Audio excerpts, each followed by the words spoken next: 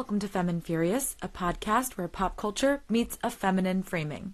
I am your host, Julia Rose Portela, and today we are going shopping at the Starcourt Mall. But before we dive into today's episode, let me tell you how you can follow the pod. You can follow the podcast on Spotify or wherever you may get your podcasts. You can always follow on Instagram at Femme Furious Pod. You can send me an email, femandfuriouspod@gmail.com. And last but not least, you can join the newsletter. It's completely free. It is called Lipstick and Lore, and it will give you exclusive behind-the-scenes content. It will give you information about stuff that's happening in the pop culture world, all that good stuff. Okay, let's take a chic peek at today's episode. This is a spoiler warning. We are going to be talking about Season 3, Episodes 1 through 4, so half of Season 3. And we will be touching on other seasons as well.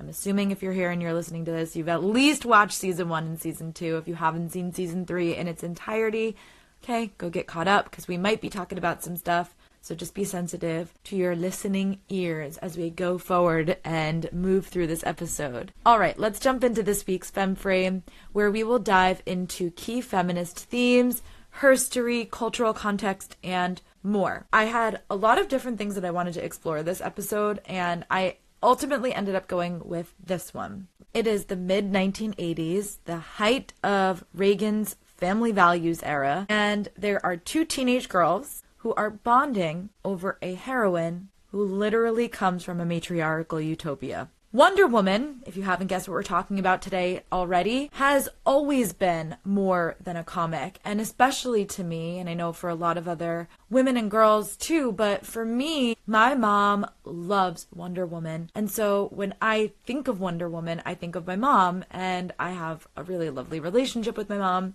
And so this is a fond thing for me in the scope of feminism, as one would go with that. Wonder Woman was created in 1941 by a psychologist, actually, called William Moulton Marston. And she was inspired by suffragist ideals, and she was designed to embody feminine strength without masculinity. And Marston, and this is coming at a time when the world is entering into World War II, particularly in America, is Rosie the Riveter, which comes a year after in 1942. Wonder Woman was created in 1941, but it becomes almost like this propaganda of telling women that they're strong because now that men are going off to war, women are needed to do activities that men were doing previously. So for Rosie the Riveter, for example, right, it's getting women into the workplace and into conveyor belt lines and all of this type of stuff. And with this creation of Wonder Woman, it is still propagandizing in the same way that Rosie the Riveter was, but in the same way that Rosie the Riveter has. It creates this immortal connection to strength and femininity in a way that hadn't, in years prior, even with a first wave of feminism that came with women gaining the right to vote, for example. There is something really tangible about Wonder Woman, and I think a lot of that is derived from this idea that the media at the time needed to pump women up, and yet her legacy becomes something so much deeper than that, right? So Marston, the psychologist that created her, said that she represented love leadership, which was something that Marston believed that women could offer in an increasingly violent world. By the 1980s, though, which is where our story takes place in Stranger Things, Wonder Woman had evolved. She was no longer a World War II icon, but a conflicted feminist figure caught between empowerment and commercialization. During the Reagan years, American pop culture rebranded feminine power into something that was a little bit more consumable, girl power. And there's a really good book that dives into this a little bit deeper, particularly connected to Wonder Woman. That is called The Secret History of Wonder Woman. It was published, I don't know, in the 20s, perhaps. It is by Jill Lepore. It's a really good book. Can't recommend it enough. So when Elle, who's obviously our main character, is so when Elle, a girl who's literally been raised in a lab by men trying to weaponize her, when she reads Wonder Woman, it's not just a comic, it's a reclamation of a kind. She's absorbing a mythology of female strength that was not intended for the male gaze. The 1980s were a strange time for feminism anyway, which is part of why I love that the story centers around Elle, that she is our main hero of the Stranger Things universe, because the second wave of feminism had like cracked open conversations about work and about sexuality and about bodily autonomy, but pop culture, which is where we, intersect here with feminism and pop culture on Femme Furious. Pop culture was sanitizing that into something safe and sparkly with this idea of quote unquote girl power. So if you think into other properties in the 80s around the same time, we had She-Ra, which was Princess of Power. We had Jem and the Holograms. We had The Breakfast Club even. These were all stories about quote unquote empowered girls, yet they were still filtered through the male production companies and patriarchal storytelling frameworks. And it changes the dynamic of how we see those characters and how those characters play out, right? For many girls, these pop culture figures were the only accessible form of feminism. They didn't have a Gloria Steinem in their small town Indiana libraries, right? They just had like the joy of cooking and male comics. But they did have Linda Carter's Wonder Woman and magazines selling "You Can Be Anything" next to a diet ad. So when Max and Elle read Wonder Woman together, they're participating in a kind of pop culture feminist literacy in a way. They're decoding what power looks like when it is drawn. For Elle, who was raised in isolation, the friendship with Max itself, just the container of the friendship in and of itself, is a form of liberation. But for Max, who's always been written as this character who's a little bit tough and a little bit skeptical, introducing Elle to the language of sisterhood is a version of feminism for her. It's her participation on her side of it. It's almost like passing down an oral history, which if you've listened to this podcast since its origin, or if you go back to the very first pilot episode, part of what I talk about is that feminism has always coincided with this idea of oral history. It's something that I think really fascinates me, and it's something that I think is really integral to feminist culture or feminine culture as a phenomenon in and of itself. And so it's in this intersection of girlhood and media and self-invention that is coming as this friendship of Max and Elle continues to evolve that defines this sort of third wave of feminism that comes a little bit later on. And what these girls are doing intuitively in the 80s, writers like Rebecca Walker would then articulate in the 90s, which is feminism as identity formation through culture. And again, this is a really good book, Becoming the Third Wave. It's by Rebecca Walker. It's great. It's from the 90s, from the year I was born, 33 years old. So they are not just reading Wonder Woman to escape Hawkins. These two girls are reading and imagining something better. A woman whose power is not punished or pathologized, which is something that, Elle continues to struggle with from the very beginning of this show. And we will, I'm sure, see her come to some sort of conclusion with this in season 5. All right, let's dive into our quickie. We will do a recap for episodes 1 through 4, starting with chapter 1, Susie, Do You Copy? Written and directed by the Duffer Brothers. Okay, well, it's June 20, 1984, and we're not in Hawkins anymore, baby. We are in some Russian lab full of overconfident men twisting knobs on a giant Tesla core death machine that looks like it came straight out of a Tron nightmare. They're trying to open the Upside Down. We quickly learn this because apparently the Cold War wasn't terrifying enough. So it's giving toxic masculinity. It's giving insecure men. It's literally men trying to tear open dimensions that they cannot control, and it works for about 5 seconds before it vaporizes everyone in the room. This is classic masculine hubris, and the scene is not subtle. It is Cold War paranoia, which is something that has been getting teased since the very beginning of Stranger Things in season 1, but now we are experiencing that Cold War paranoia in a way that is militarized science. And again, militarized science, something that the show has been poking and prodding at since season 1, but it is all laced in this season with capitalism's favorite perfume, progress.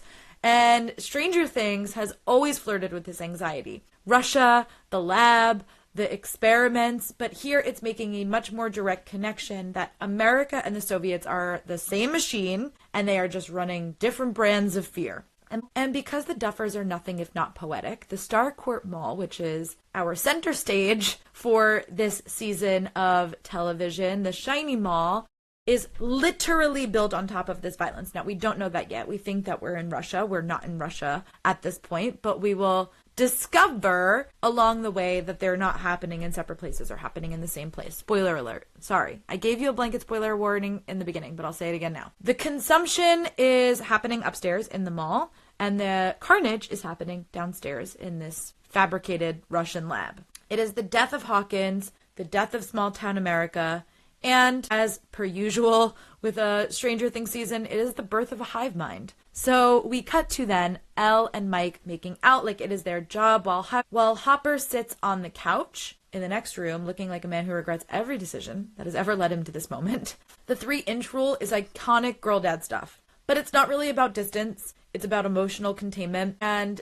it is about Hopper trying to control whatever he can because he is so afraid of anything happening to her, and Elle's growing independence doesn't just threaten his authority so much as his grief. And I think that's really what the show is trying to get at. He's lost before. This loss of Sarah is something that is hanging over him from the very beginning of season 1. And now he's made it to a point with Elle that he never got to make it with Sarah. And on top of it, this person that is his daughter, that he loves and cares about, his adopted daughter, is not a regular kid like Sarah. She's wanted by the government, and they want to experiment on her.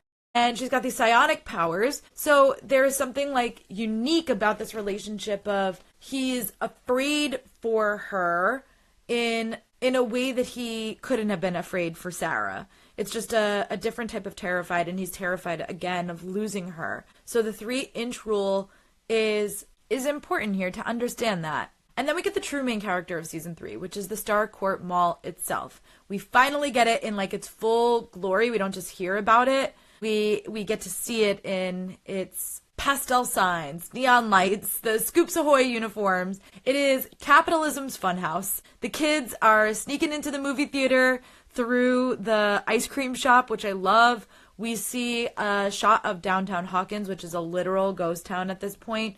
And the mall becomes this place where everyone gathers, where everyone worships, where everyone consumes, which will become a larger theme as the season goes on. And here's what I love. The show both celebrates the mall and critiques it. And I think Stranger Things is, in a way, at its finest when it's doing this, which it does a lot about the 80s. And particularly around the parenting of the 80s, the fact that no one's parents know where they are or what they're doing. Even at some point in the season, Joyce calls Karen and she's like, do you know where the kids are? And Joyce is like, I don't know. It's summertime.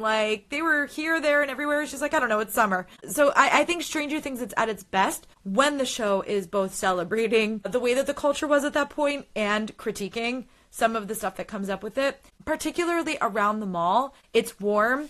It's nostalgic. But there's also something sinister about it because you're getting it in the stark contrast to this ghost of a downtown area. The mall is a rite of passage as a teenager. I think any teenager who grew up in this type of era, the 80s is a decade before me. I came in the 90s, but there is something about going to the mall with your friends. And here on Long Island where I grew up, it's my last episode recording in Long Island for right now at least. We have a huge mall and it's called Roosevelt Field, and it's gotten a major facelift even since when I was a kid.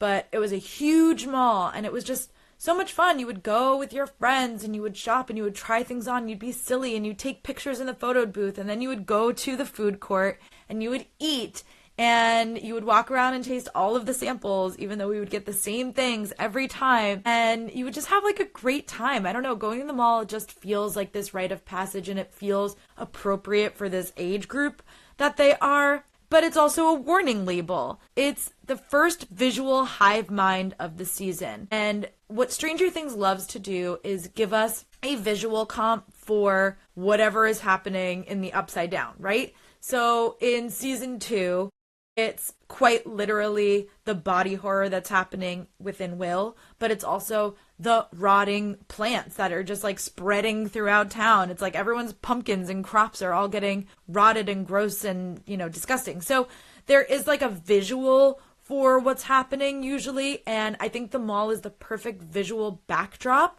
as the hive mind, as this place where like everyone's hyped up about it, everyone's all in on it, everyone's at the same place at the same time doing the same thing, buying from the same stores, right? And this idea of like mass producing the stuff that's in these stores so that it looks exactly the same. And there is something funny about that, because later on when we get the Battle of Starcourt Mall, at the end of this season, to bookend it, right? We've got the Mind Flayer at the end of the season confusing a mannequin with Elle because they're wearing the exact same outfit. And so that's what I mean. There's usually like a visual comp for what's happening, and there is the mall as this space for the visual hive mind. It is a crowd moving in sync.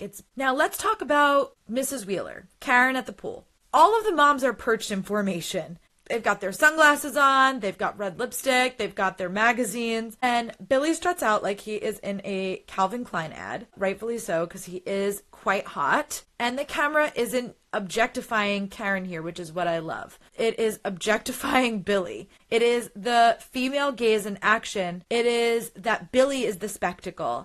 And here on Femme Furious, we love to see that. We love the sexualization of men in the way that it's typically placed on women, right?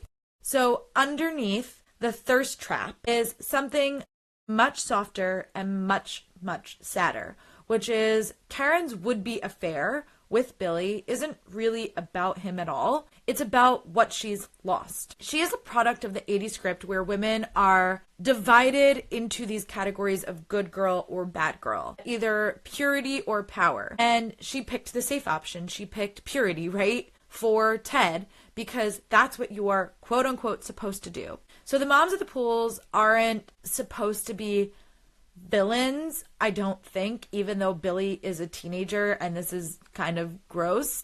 Even though, Dacre, who plays Billy on Stranger Things, he's obviously a grown man. So even though he's playing a teenager, he's not. He is a man and he looks like a man, but he's hot. So, I don't blame them. They're bored, these women. And that's, I think, the point. They're using Billy. These women by the pool, they're bored and they're trying to feel a pulse again. Doesn't matter that they're trying to feel it in their vagina. That's like between them, Billy, and God. Billy is just the spark, all jokes aside. Billy is the spark to help us understand that there is something a little bit deeper here that is happening in suburbia, which is these women are bored and they're not really all that engaged with their kids to begin with. And yeah. Meanwhile, Nancy over at the Hawkins Post is fighting the most predictable monster of all, misogyny at the workplace. Her editors laugh at her. They dismiss her ideas. They call her Nancy Drew. Watching it in 2025, it doesn't really feel super nostalgic. It feels familiar, which I think is the point. The show isn't just winking at us and saying, look how bad it was back then. It's showing how very little has changed since that period of time. Jonathan's mild indifference drives that point home. He's just a guy who benefits from the system that Nancy is trying to fight, which honestly makes it so much worse, and it makes Jonathan really insufferable for the first half of the season, IMHO, in my humble opinion. And then there's Billy, who gets attacked by the Mind Flayer. This is Stranger Things doing something quietly brilliant. It is turning the monster metaphor inward.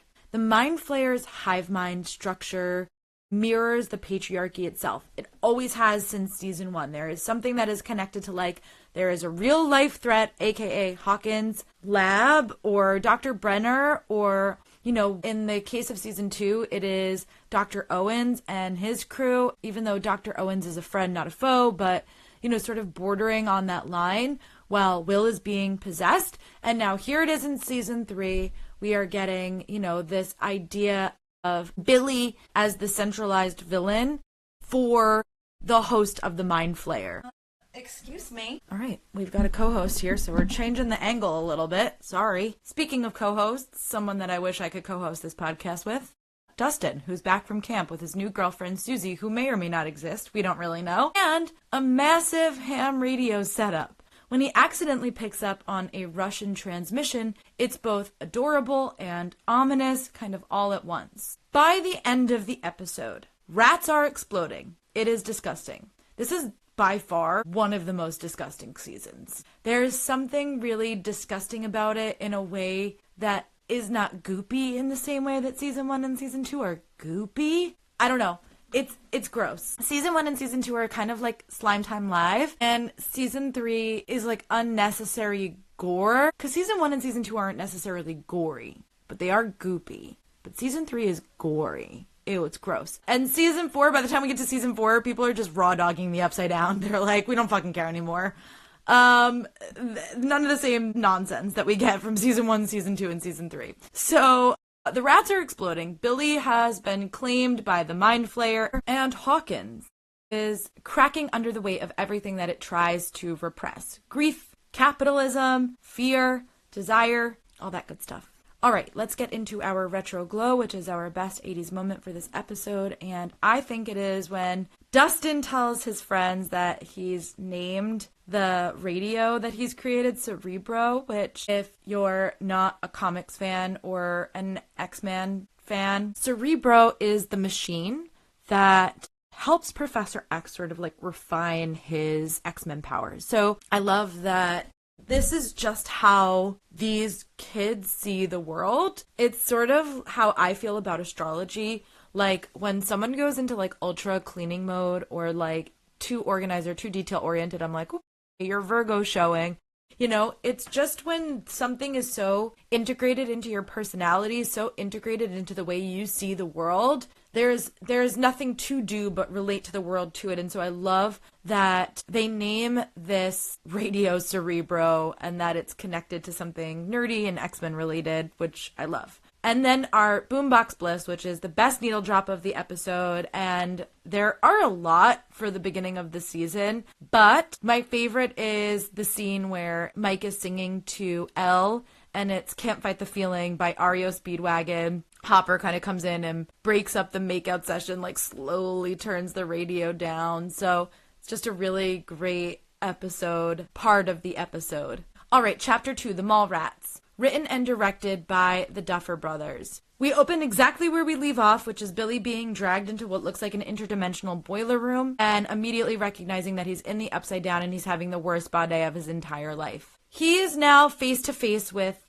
himself, seemingly. And it's eerie and it's sweaty and it's very Stranger Things coded. The show is setting Billy up as the villain host, but also as a victim. He's being consumed by something that feeds on negative feelings, which is something we learn a lot more about in season 4. But we know from the two people that have been possessed so far, Will and Billy, that there is something about them that the Mind Flayer is feeding off of. And for Will, it's his fear, and for Billy, it's his anger. Meanwhile, over in normal Hawkins, the right side up perhaps, the kids are doing just what they do best, wildly miscommunicating. Mike lies to Elle, and Karen unintentionally calls him out over the phone. She's listening in on the phone call. And suddenly, our girl, Elle, is starting to see through her little boyfriend's nonsense. Hopper's out here planning a quote-unquote not date with Joyce, and the puppet metaphor starts really early here. He literally says, I'm the puppet, you're the master, which feels cheeky a little bit until you realize this entire season is about control. And that this is what the Mind Flayer has wanted all along, since season 2, that we've known about. This season in particular, it's about men controlling women. In a lot of the storylines, it is about science controlling nature, or, you know, I don't know if we would call the upside down nature, but, you know, science trying to control something that it shouldn't, which is like an interdimensional realm in this case. And the Mind Flayer controlling everyone. Then we have Joyce, our goddess of intuition and broken magnets. She begins her detective arc for the season.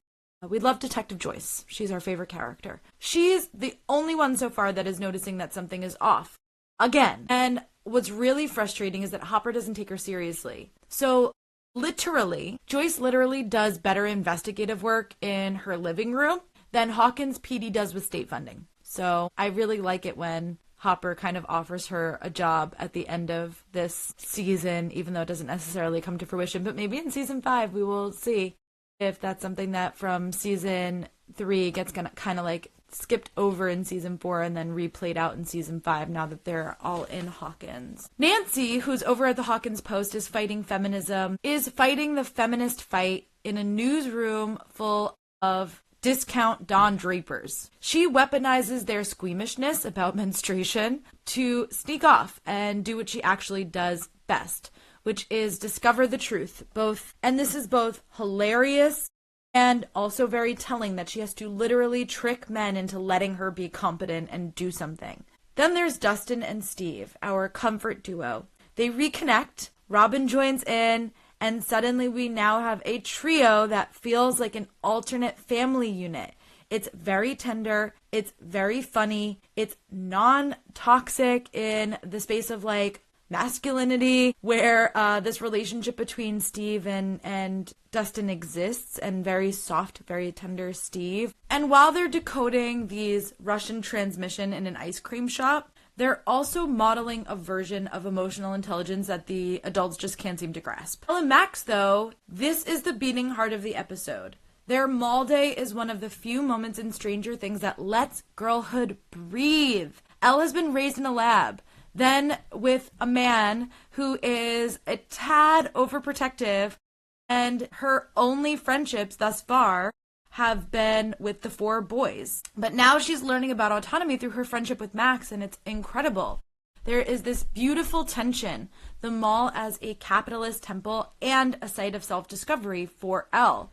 Max teaches Elle that freedom isn't just found in her boyfriend's approval, it's in sisterhood, it's in shared ritual of trying on clothes and laughing too loud, and finding who you are outside of the confines of the male gaze, perhaps.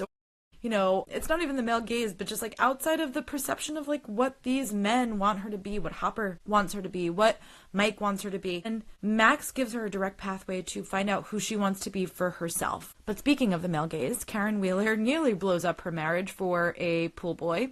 And yet the way that the show frames it feels less. Meanwhile, Billy's been mind flayed. He's not concerned with Karen at all anymore. He's sweating in a janitor's closet, drinking ammonia, and hallucinating himself beating her into the lockers. It's giving Reagan-era repression meets demonic possession, which is, in fact, going to be a sticker on my website, available soon. Back at the mall, the kids' storylines intersect. Elle catches Mike lying, and when she confronts him, he doubles down, resulting with Elle telling Mike, "I dump your ass." Joyce skips her not date with Hopper to solve the magnet mystery with Mr. Clark, and Robin cracks the code and Steve cracks the code that the Russian signal came from inside Hawkins based off of one of the toys and the rides at the mall. Which means the mall, our shiny capitalist paradise, sits right above the dark heart of militarism and secrecy. And then finally, Billy abducts his coworker Heather and delivers her to the Mind Flayer. This is the first real step in building the hive. It's very chilling because it literalizes what the show has been hinting at, which is how control and violence and conformity spread very quickly. The monster doesn't just possess individuals anymore. It now is creating these systems. And last season, we saw this with the literal rotting of the pumpkins and the demodogs. But there's something about possessing or being a part of a hive mind when they're all from the same world or same universe. There's something really different about possessing multiple people within the same world in Hawkins, separate from that upside down universe, and how chilling that is and what it's saying about the world at large. So now the Mind Flayer takes it a step further this season. It's a space where the personal and political start to collapse into one another. The mall is a temple, the town is decaying, and everyone's pretending things are totally fine, while the floor is literally being opened up underneath them. All right, let's get into our retro glow. For me, it is the Flash Studios photo shoot. Now, Flash Studios isn't necessarily something that I think is true. I think that was invented for the TV show, But this idea of a photo shoot at the mall, you get all dressed up. I was born in the 90s, as I've said a little bit earlier in this episode, so it wasn't exactly the same. But I did take a lot of mall photos at a JCPenney's, and I can say that I love this. There was something nostalgic about watching the scene for me. And the boombox bliss is Material Girl, the mall montage between the boys and the girls, but it's just a great little montage. It's fun. It's very 80s. We love it. All right, Chapter 3, The Case of the Missing Lifeguard, written by William Bridges and directed by Sean Levy. So, The Case of the Missing Lifeguard opens up with what I'm calling the hot girl sleepover era of Stranger Things. It's Ella and Max in their, like, chaotic, glittery girlhood glory. Max is singing karaoke. Elle is kind of laying on the bed on her stomach, like flipping through a magazine. And these are the early days of their friendship. It feels really good. It's already revolutionary to have two of these girls connect in this way in a show that for 2 seasons centered in almost entirely on a group of boys. So their dynamic is playful, it's conspiratorial, it is the kind of female friendship that rewires the understanding of yourself. It is seeing yourself in another person and having it be reciprocated.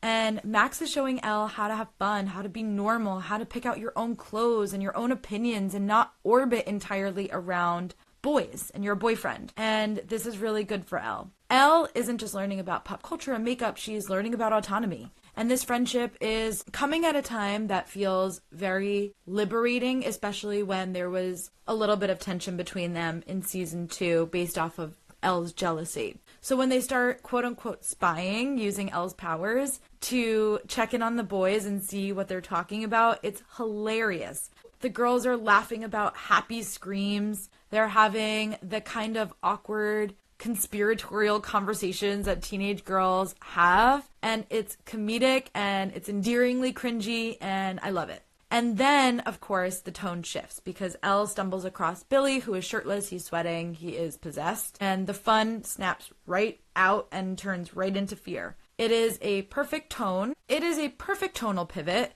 where the hunter, Elle, becomes the hunted. And the girl's curiosity, which was innocent and playful, now exposes something sinister that is lurking beneath the surface of Hawkins, as per usual. From there, we cut to Will Byers, the patron saint of sad boys everywhere. He's still trying to pull the gang back together for D&D, but Lucas and Mike have moved on to their girlfriends and their hormones. They're not in the mood anymore. So when Mike snaps, "It's not my fault that you don't like girls," it lands like a gut punch. The show is doing 2 things at once here. On one hand, it is giving us a queer-coded moment that speaks volumes about Will's alienation on a deeper, more profound level.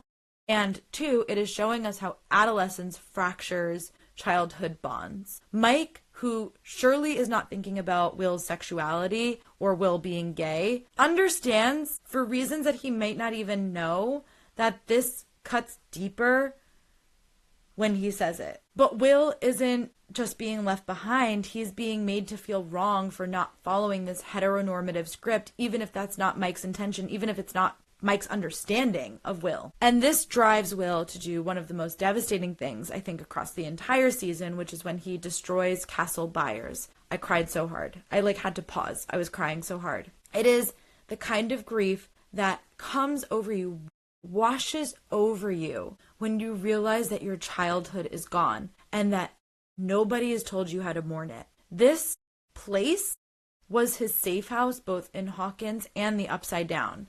And he realizes it can't protect him from the absolute gut-wrenching feeling of rejection, to which we realize that this rejection goes so much deeper with this very subtle nod to Will's feelings towards Mike in season 3. And this becomes a little bit clearer again in season 4. I've talked about this before, but Stranger Things likes to microdose a plot point. Meanwhile, Joyce and Hopper are doing their chaotic little detective dance again. She's the rational one connecting the dots, and he's yelling at a Russian scientist between bites of donuts. Their dynamic is part comedy, part tragedy. Hopper, God bless him, is spiraling in a very distinctly male way. It is emotionally stunted but weirdly tender. And Joyce, on the other hand, carries the emotional labor of the show. she's right again, and no one listens to her again. It's the gendered burden of being the only adult in the room who's actually paying attention. Over at the Hawkins Post, Nancy's arc continues to sting. She's investigating these diseased rats and hits a wall of sexism. Every male coworker treats her like a joke. What's so interesting is how the show frames her hunger for validation. Nancy wants to be taken seriously, but that desire is born from a system that was never built to take her seriously in the first place. And Jonathan is giving the bare minimum ally energy at most. He's the guy who says, "I support you," and then sulks when things get hard. It's not malicious. It's just this everyday kind of mediocrity that women put up with. And again, this is their version of settling that the show kind of likes to poke and prod at with a character like Karen Wheeler. And what's so frustrating, similar to Hopper, is that after everything that Jonathan and Nancy have been through together, the fact that Jonathan isn't in Nancy's corner a little bit more profoundly, a little bit harder on supporting her is what is so incredibly hard to digest. Then back at Scoops Ahoy, the Scoops troupe are the comic relief that we need. Their plot is a lot lighter. It's coded messages. It's Soviet conspiracies. It's Erica being iconic. And it's even this thread. But even though this thread is talking about something that's quite serious, which is Russian invasion and Russian paranoia in the Cold War era, this thread gives us a nice palate cleanser from the rest of every other episode. The humor lands because it's so rooted in teamwork and absurdity rather than ego. And that's why this group works together and has worked together from the very beginning. And then we circle back to Heather and Billy, our domestic horror thread.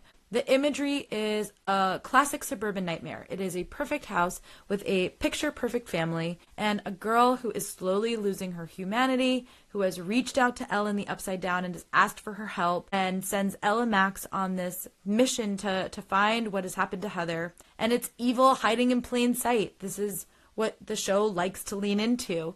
It's very claustrophobic and disarmingly familiar, and it's this fear that we have in the hive mind that continues to spread and infecting the spaces that we associate with safety. So our retro glow for this episode is the jazzercise classes, which is one of my favorite bits of the episode. They're trying to find a Russian spy at the mall, Dustin and Steve, and they follow this one guy who's got blonde hair and kind of looks very covert in a trench coat up to the top floor of the mall, and they're like, what is he gonna do? And he ends up ripping off his coat and starting to lead the jazzercise class to Wake Me Up Before You Go. It's very funny. But I also love that we get this moment with Elle and Max about Ralph Macchio, who's on the cover of the magazine.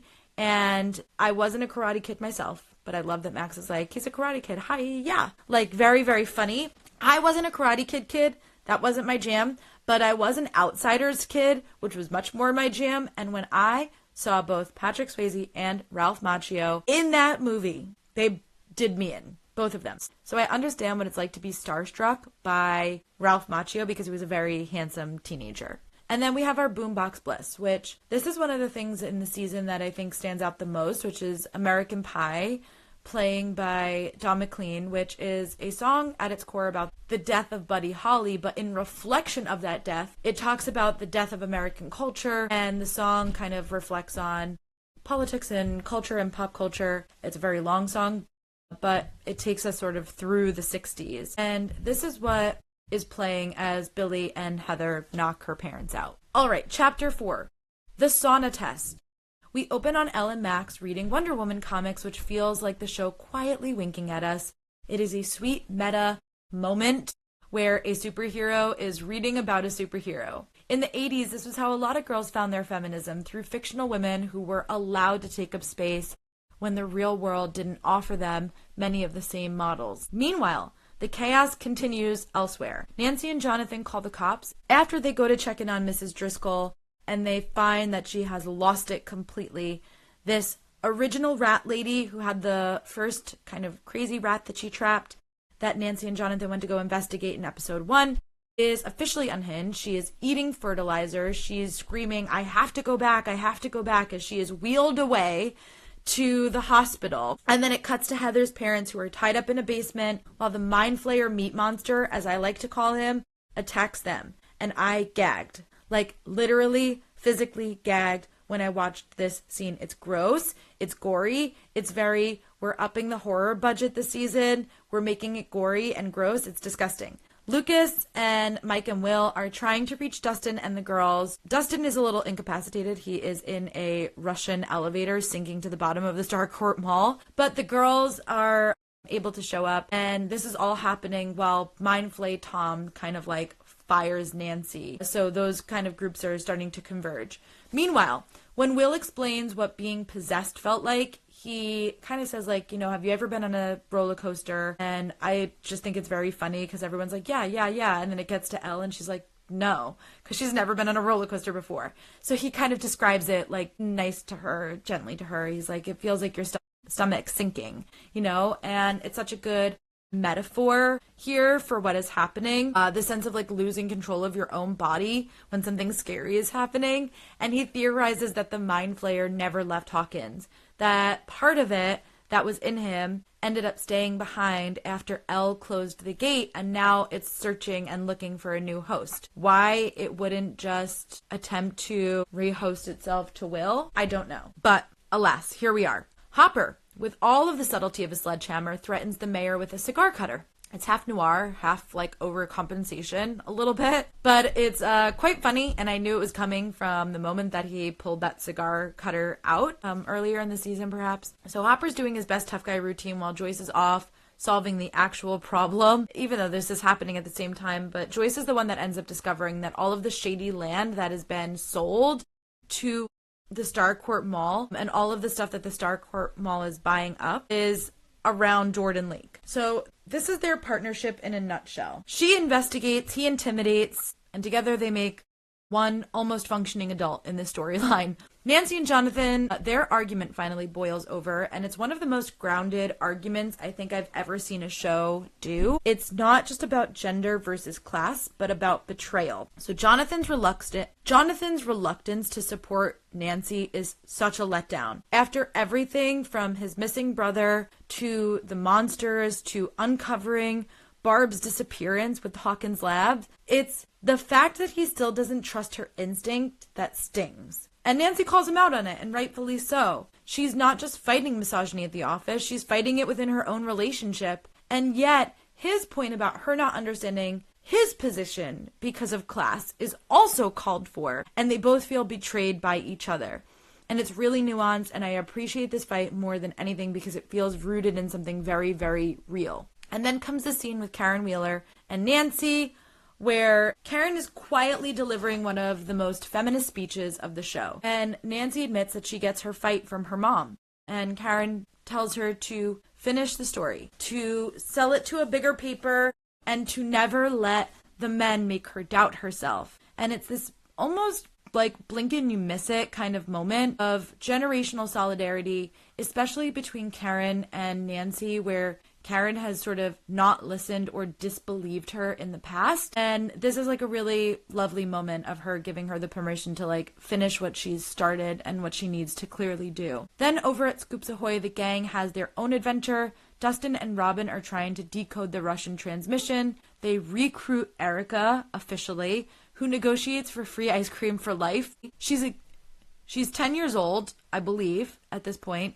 She's a capitalist prodigy, and she understands her worth more than anyone else. And honestly, Erica Sinclair could unionize Hawkins in a week. I really believe that. Now on to the titular sauna test.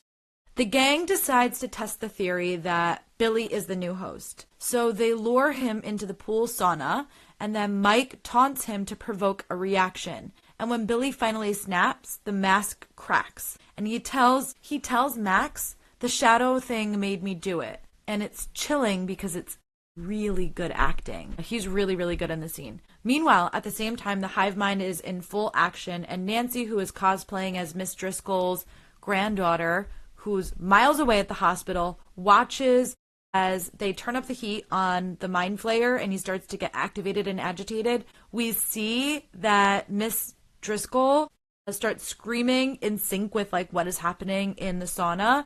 And we see these like black veins kind of crawling up her skin, and her voice distorts and she's freaking out. And it's one of those rare Stranger Things moments where all of the threads collide kind of early in the season. So the kids plan the horror buildup, the emotional stakes, they all kind of boil together right here. And Billy is finally activated, which is what they were trying to do. They were trying to activate the Mind Flayer, and the Mind Flayer's control breaks through, and Elle has to step in. She uses her power, every ounce of it, every single ounce of her power, to throw Billy through a brick wall. And it's brutal, and it's cathartic, and it's oddly moving. And this moment isn't just about a telekinetic kind of like spectacle. It's Elle's reclaiming of her own power. This is a part of her autonomy. This is a part of her essence of self and using her powers, literally and emotionally. And fun fact, when Millie Bobby Brown, who plays Elle, was filming the scene, she collapses into Finn Wolfhard, who is Mike. She collapses into his arms, and she has said in interviews that this was not scripted, that this was her actually disassociating and like burning out mid-scene. And if you watch the scene kind of like really closely, you can actually see Finn, like he's not breaking character, you can't really tell, but you can see him looking off to the side because I believe he's looking at the directors or whoever is, you know, whoever's on side support or whatever, but he's like looking offset, essentially, I think, to have them like cut the scene. And anyway, they ended up obviously using it, and it's really great, and it translates really well to on-screen power, but you can feel the exhaustion, you can feel the cost of her power, both in the story and obviously behind the scenes. And as the dust settles, Billy retreats to the growing Mind Flayer army, the hive, which is swelling beneath Hawkins, and our shiny mall is rotting from the inside out like a pumpkin from season 2.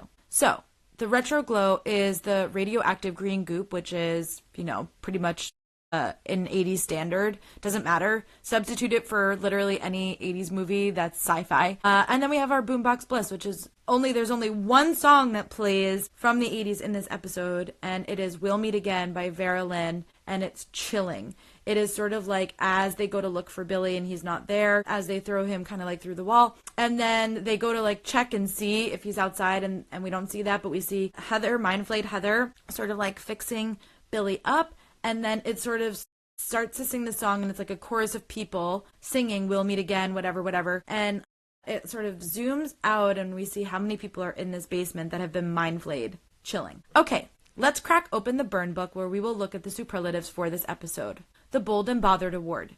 This award goes to the strictly femme and furious. It's for the quote or the moment that really relays feminine rage, and in this episode it goes to Elle saying, "I dump your ass." The Shiro Award goes to the baddie who is the most inspiring or the moment that is the most empowering, and in this episode it goes to Karen Wheeler for her kitchen counter pep talk with Nancy. The Femme Fatale Award for the most smash the patriarchy moment of this episode, and it goes to "You can't spell America without Erica," which is an iconic line and will live in Stranger Things infamy. Speak Your Truth Trophy, the best quote or line from this episode, and it goes to Robin. "How many children are you friends with?" Which is hysterical. And then honorary heartthrob, because I'm just a girl, okay, and I want to talk about the most wound-worthy moment, and for this episode it goes to Billy with his slutty little whistle, pool whistle, telling Karen that he knows how to do the breaststroke, and it's very salacious, and I love it. Thank you so much for tuning into this week's episode of Femme Furious. I will not be back on Friday because I am moving to Paris literally today. I am recording this episode at 3:30 in the afternoon. It will probably be posted by 5 p.m. Eastern Standard Time, and I will be getting on a plane to go to Paris at 8 o'clock. So there will be no episode on Friday. So I will see you on Tuesday, okay? And until then, I dump your ass.